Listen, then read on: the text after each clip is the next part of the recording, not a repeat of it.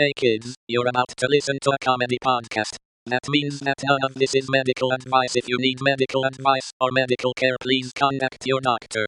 Welcome to the Jock podcast, and thank you for joining us in our fight against the woke mind virus. Introducing your host, Dr. London Smith.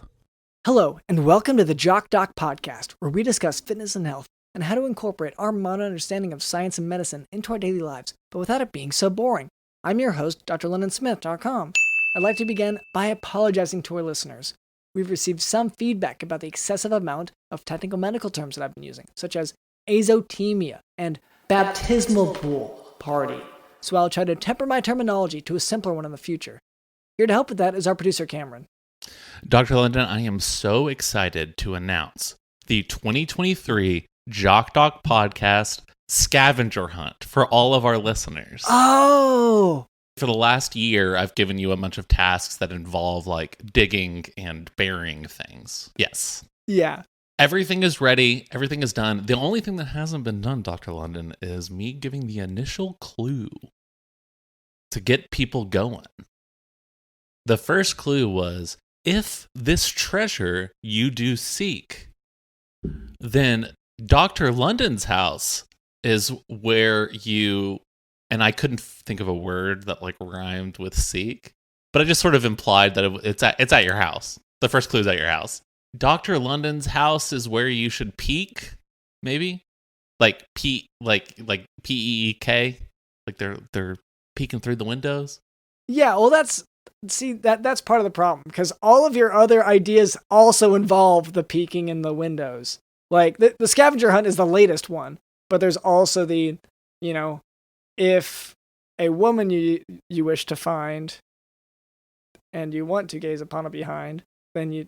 Like, it's just, I feel like all of them, you found a way to make it kind of rhyme and then get to my house to look in the windows. No matter what the activity was. Oh, you're saying even not even related to the scavenger hunt. You're talking about my... Oh, yeah. Church picnics. Yeah. There was a fantasy football league watch party. The company I had started, Peeping Toms Pros, and there were people who were professional Peeping Toms, which you had an issue with, so I had to shut down the company. We were doing really well. Like, every one of my guys was looking into your house every day, and I thought that was a huge success rate. I mean, they were... You're right. They were professional. They were like really... They were all licensed, and they showed me their badges and licenses very quickly. One had his certificate with him framed, and it is hard to argue with people who do that. But then I try to close my blinds, and then they would knock on the door. No, yeah, you can't do that. Affects the workflow that we're working with, or we were. I mean, the company's shut down now at the behest of you. So yeah, so the scavenger hunt's going to be the next thing at my... I guess I'll try not to be... So, I mean, although it does sound like I'm not just, like with the Peeping Tom things, people would show up at the house and I would deal with it. Scavenger hunt sounds like it's going to basically be my job to tell them where each treasure is. Yes.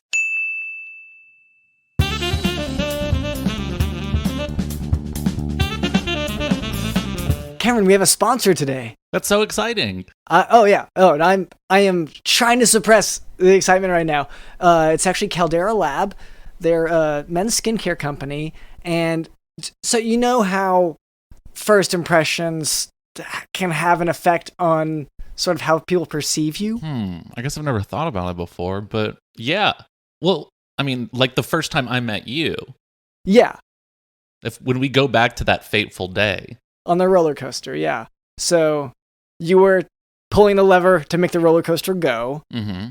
And you were screaming at the top of your lungs. Yeah. I hadn't gotten on yet, but like, I was scared you're going to pull the lever. Yeah. And that's still sort of how I see you today. Like a guy who can be scared because at any moment someone might pull a lever. Yeah. And send people on because I wasn't even seated on it. I was waiting in line, but like pretty apprehensive because it was a dare. So that was my first impression of you, and just so terrifying. But I imagine, what if your skin had been better? Oh. So Caldera Lab, yes, that's their whole deal, is they make men's skin better. So You're going to brush your teeth every day, and incorporating skincare before all that, before you brush your teeth, before you go over to pull the lever at the roller coaster. Caldera Lab can make your impression better. So they create high-performance men's skincare products, and the regimen leads off their product lineup. That's a twice-a-day routine to transform your skin. They know this skincare world is heavily female-driven, and it's been the wild, wild west for men. But now, there's some control, like the lever. So, the regimen from Caldera Lab includes 3 products, the Clean Slate, the Base Layer, and the Good. The Clean Slate starts and ends your day. It's a face wash that leaves all types of skin types refreshed. The Base Layer, it's a daily moisturizer to hydrate your skin and jumpstart your day full of confidence. The Good is your go-to multifunctional serum at night. It helps your skin look tighter and smoother, helps reduce the visibility of wrinkles and fine lines. It's got antioxidants in it. There's the Icon, the Caldera Lab Icon Eye Serum. And that one addresses the 3 most common skin concerns around the eye: fine lines, dark circles, and puffiness, which, like, I know when I did end up getting on. Yeah. But you were going to mention the puffiness in your eyes from you're crying, you're weeping. I don't think that's the puffiness that's really talking about. Okay. Yeah, I guess more of a long-term situation where it was a lot for me to go through that day. And the fact that you, once again, your first impression with me was like to mock me. Well, yeah. I would say first 7 or 8 impressions of you was more or less mocking you and you being like really scared. Well, I think that's got to be in part because they were the first 7 times I tried to get on this roller coaster and then couldn't. Yeah. Because it was so scary. And sorry, for the listener, it wasn't just like me being scared of roller coasters. That was like a small part of it. You also kept starting and stopping it while they would go through a loop. Yeah. And people get stuck up there for a while. Well, don't give me the lever if you're not going to let me use it. You know what I mean? That's what I kept telling my managers. Yeah. Yeah, no, and they like eventually got the point, I guess. Like, I had no comeback for that. They were like, he's right. Yeah. I mean. So Caldera Lab is a leader in men's skincare. Made with only top-tier ingredients, clinical trials have found 94% of men's skin showed an overall younger-looking appearance after using Caldera Lab for a few weeks. Just takes a minute morning and night to reduce your wrinkles, fine lines, and signs of aging. And just for our audience, we have an exclusive offer, and this is the best offer available anywhere. Use JockDoc, the code JockDoc at calderalab.com, and get 20% off right now. That's 20% off with JockDoc is the code at calderalab.com. And make unforgettable first impressions that lead to the charming words, "You look younger."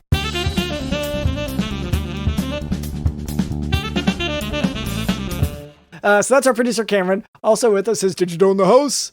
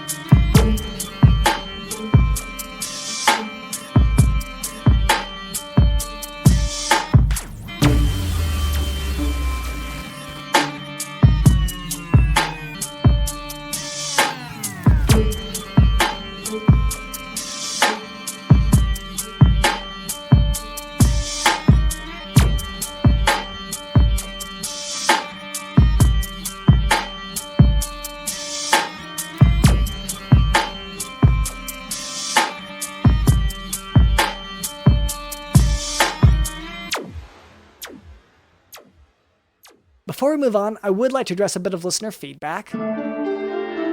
So, for a long time, our listener demographic was primarily composed of billionaires who just want to have a humble cage fight.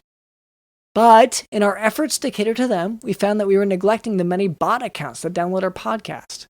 So, Cameron, could you ask the electric harpoon for the listener feedback? This is actually a comment not from a robot, but this is actually from TikTok. This is actually a real person. Or a TikTok bot, yeah.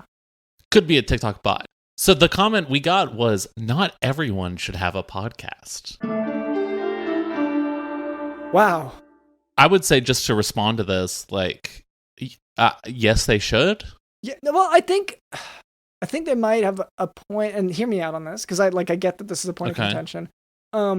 If you don't have a microphone and you are a mute person, you can't speak, you can't make grunting noise, like you are unable to articulate any words or sounds, then I think there's room to argue that maybe your place isn't the podcasting world necessarily.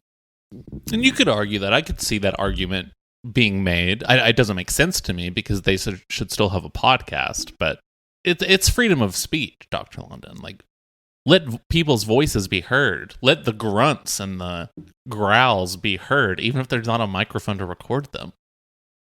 But all that said, it was a nice thing to say, like, saying, hey, not everyone should have a podcast, but you guys obviously do, so keep it up. That's great, that you obviously have something to say, which is sort of what the comment was implying, which I do appreciate that, but it just feels like you're being hard on yourself. You're saying, oh, not everyone can have a podcast. I wish I could. You can. Listener, you can have a podcast. Yeah. But like under ideal circumstances, the podcast would involve like a microphone and that I don't care about as much. I'm not going to listen to it. So who cares? Okay. Well, anyway, so to that listener, thank you for listening. And now for today's medical topic, ulnar neuropathy. That's right, Dr. London. So ulnar neuropathy is a peripheral neuropathy localized to the ulnar nerve, which is more commonly known as the funny bone in your elbow. That's right, Dr. London. The most common cause of peripheral neuropathy in general is That's right, Dr. London. Is diabetes mellitus. But ulnar neuropathy specifically is more typically caused by pressure in the palms of hands from riding a bike or from trauma to the medial side. That's right, Dr. London. Of the elbow on the affected arm. Once again, in the funny bone region. It's not so funny. It's a bone. Like, that's not funny. Well, so it's a nerve. Part of what I thought I explained here was it's actually it as a funny bone, but it's actually a nerve. That's right, Dr. London. Patients with ulnar neuropathy will present with a wasting of the hypothenar eminence. That's hypo meaning under or below, and thenar, which refers to the palm of the hand. So hypothenar eminence is the amount of muscle at the base of your fifth finger, which is your little finger. These patients will also experience pain in the fourth and fifth fingers, which are the ring and pinky fingers. So this makes sense, of course, because that ulnar nerve, which is the funny bone nerve, normally serves to innervate the pinky and half of the ring finger. And if that nerve is not functioning correctly, as is the case in ulnar neuropathy, then that would lead to pain and wasting of the muscles there. Are you following? Does this make sense to you? That's right, Dr. London. Just the treatment for ulnar neuropathy is with pregabalin or gabapentin, tricyclic antidepressants, but those medications may also be effective. So we've been asked a lot about this issue that might fall outside of a given one of our jurisdictions generally, but today we just want to give life advice. And it's, of course, about getting your first tattoo. That's right, Dr. London. This is one of the hardest decisions that a person can make. Some people say, like, whether to get married, have a child, yeah, have a dog, move, have a hamster. Yeah. Some people think it's that, and it's not. It's deciding on your very, very first tattoo. We've all been there. We've all had to do it. But some of you listeners, you might be kind of younger, especially some of you bot listeners. I assume you're probably only days old because bots usually get banned pretty quickly. Yeah. unless they're on our favorite platform of X. But if you are of any age where you are permitted to get a tattoo, you're going to need to have this advice. So, I guess going into it, you want to make sure that it's someone who has needles. A lot of people's first mistake when they go to get a tattoo is going to someone who says they can do a tattoo, but they have no needles. Now you're probably wondering, what tattoo should I get? Oh, big question. Yes. Oh, am I gonna get barbed wire? Am I gonna get some Chinese letters that I don't even know what they mean? You can do that. But I wouldn't. Don't be a cliche. Your first time sometimes it's not going to be the perfect first time. Like, sometimes you're going to be nervous, and sometimes it's going to be over, like, too quick. You want it to last longer. You'll like, be sweaty, yeah. Yeah, sometimes the first time is not ideal. But this is why we're trying to give you tips, listener. So you can make your first time the ideal thing. So you have to go in confidently. The tattoo that you should pick, it should mean something to you. Don't just get, oh, I got a little alien. Oh, I got SpongeBob. If your name is Tom Kenny, and you are the voice of SpongeBob, then there's a case to be made for that. I would even say people who work on the show, like, I would say if SpongeBob has personally made you $50 million or more, then I would say that getting a SpongeBob tattoo is probably a decent idea. Okay. Yeah. Yeah. But even for your first time, I'd still like think about it. But yeah, if for several of, definitely a few of us in the world, we haven't necessarily worked on SpongeBob, the show. No, not yet. But I would say a good idea for your first tattoo would be the last person you had killed. So, like, for me, this was actually my first tattoo, which is why I can throw this out there. But the tattoo I got, you can see it right here. Oh, yeah. It's of a little boy that I had run over with a jet ski. I ran him over with my jet ski. Yeah. And you can see where the jets were. Like, I like that you illustrated the moment of impact. Yes, no, it's not just a portrait of him. It is. I mean, I'm in my own tattoo as well, and it's me running over this child with a jet ski. And sorry, like, in case people interpret this the wrong way, he had it coming. The kid did. I'm sure. I mean, I didn't know him, but I bet he did. Oh yeah, well, like I talked to his dad afterward. Yeah. And like it was mostly he was all weepy about it, but like he did mention like the kid like had just been throwing a tantrum like right before. Oh, yeah, of course. Classic kid thing. Yeah. So, and like he was like, oh, it's kind of a really sad thing because he was like, I kind of regret the way that I had reprimanded him in the moment because that was the last thing I said to him before that guy out on the lake with it looked like he was sparklers in both hands. Sure, yeah. Waving around. Driving with my knees, yeah. Yeah. And the Roman candle in his teeth that he was shooting off. To be able to capture all that in a tattoo, it just really emphasizes like how good of an artist the Chipotle manager I went to was. Oh yeah, fantastic. So that's just one example. Now, one of the things that people may ask here is, well, how much do tattoos cost? And it depends on where you go, but generally, you're going to want a bank loan. Like that's part of it. And once again, like it depends on which time it is, but if it is your first time, they do want a pretty hefty down payment. So. And I would say there are actually two options here. And this is where you and I disagree on stuff. You always say, like, even if you want to go to a nice restaurant, you need to take out a bank loan. Yeah. Whereas I always say the only currency you need is a bullet. Like, as long as you have a gun and you're able to show that to a person, then you can kind of get anything for free. Now, one question that may come up. How do you get a loan if you have bad credit or no credit, or what is a bank? Yeah. So for me, I do kind of what any millennial does, I go onto Craigslist and I go ahead and ask someone to give me $100,000 to put that in my bank account so that the bank knows that I'm good for the money.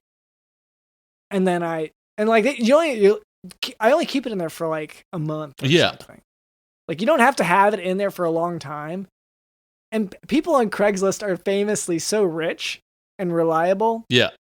Whenever it comes to transferring money between accounts. So you just hop on Craigslist, post about it. Ideally, you'll also post on social media about it too. And then you go tell the bank, well, I have this much money in my account and it's been there for a while.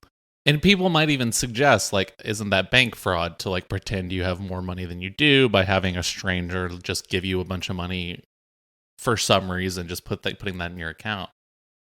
And my reply to that is, what the hell are you talking about? What the hell are you talking about? And, like, are you not a millennial? That's a kind of non-millennial talk. That is, it's very boomer talk. Yeah. So, like, I guess if you're a boomer, then you can say that, but then we're all going to know.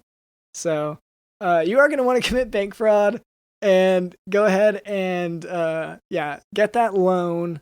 And by the way, if you have good credit, I would not advise you to do this. Any of these steps. If you have good, like, if you can get the loan without it, I'd say just don't bother with the loan because that kind of takes out the experience.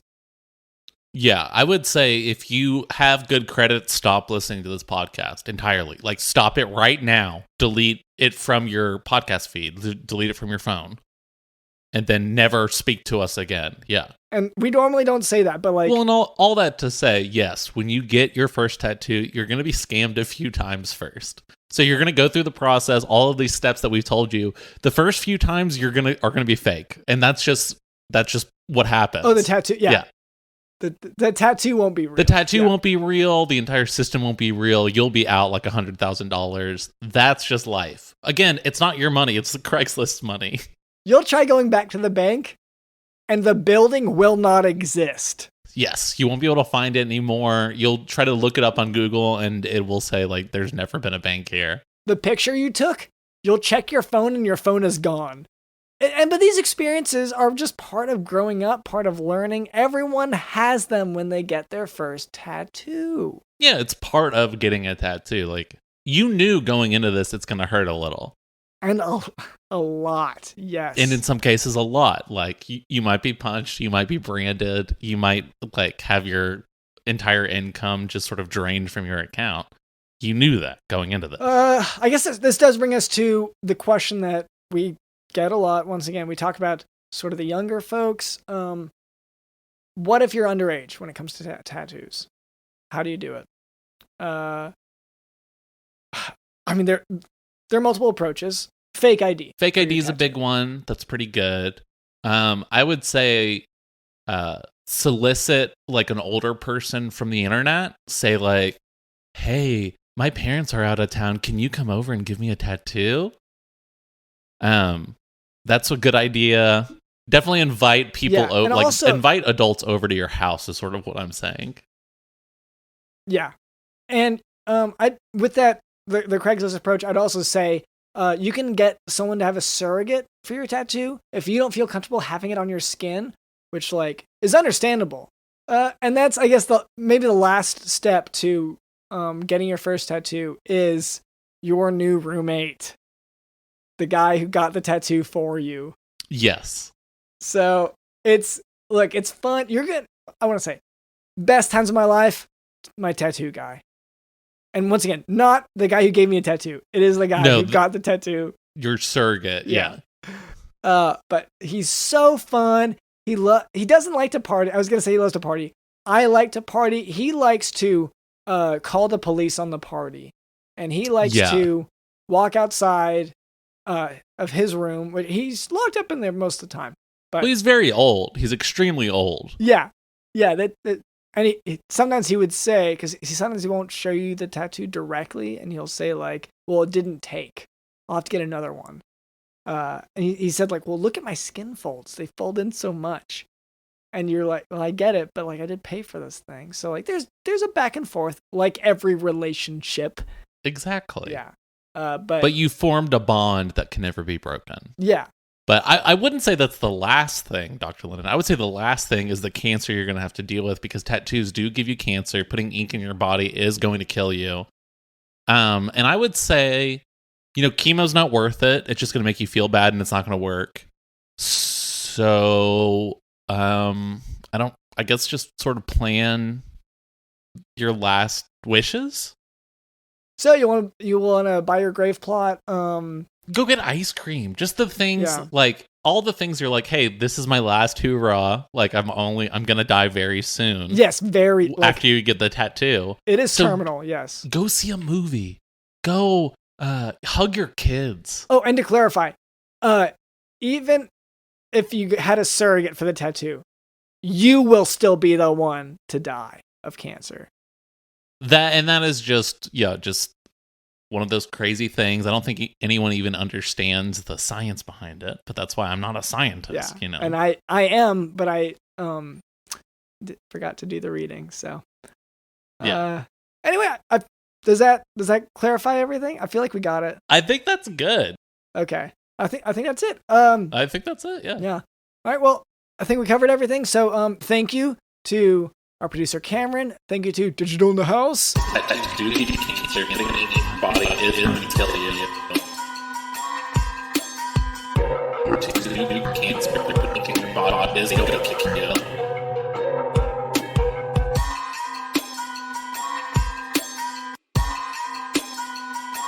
Don't be a cliche.